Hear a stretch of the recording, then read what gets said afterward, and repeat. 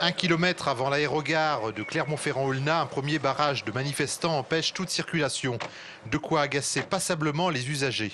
De toute façon, cette réforme des retraites, ça fait 30 ans qu'elle aurait dû avoir lieu. Maintenant, on se retrouve emmerdé et elle ne va pas pouvoir aller travailler. Franchement, je ne vois pas à quoi ça sert. Eh bien, pour les bloqueurs, à maintenir la pression sur le gouvernement. On ne nous écoute pas, on fait semblant de tenir compte des revendications. En fait, pour les travaux pénibles, ce n'est pas pris en compte du tout, puisqu'il n'y aura que les personnes reconnues inaptes qui bénéficieront de la retraite à 60 ans. Pendant ce temps, un autre groupe de manifestants empêche les passagers d'embarquer.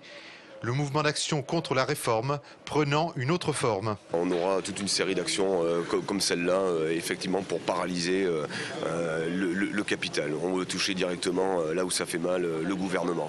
Le gouvernement n'infléchit pas sa position, nous non plus. Nous resterons toujours mobilisés, nous continuerons à nous mobiliser. Et pour les vieux et pour les jeunes, retraite. Un blocage qui étonne ces hommes d'affaires sud-coréens en partance pour Paris.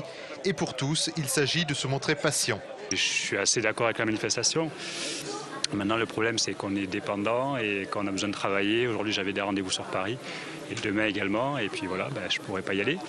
Vers midi, les 300 manifestants quittent l'aéroport direction la gare pour empêcher toute circulation de train. C'est ça aussi aujourd'hui qui pèse sur l'économie du pays. Effectivement, on se rend compte que ce soit le gouvernement ou le patronat, à partir du moment où on ne pèse pas sur l'économie, ils refusent d'écouter le mécontentement.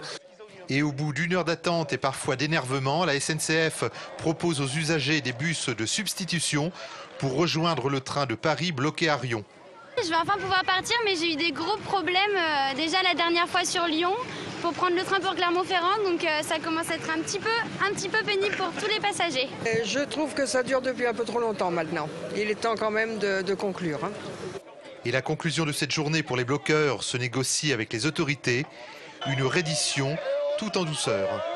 Je vous demande de quitter les lieux dans le calme. Je viens de procéder aux sommations. Et pour que chacun reste dans son rôle, la police de Clermont-Ferrand fait reculer les manifestants qui obtempèrent immédiatement.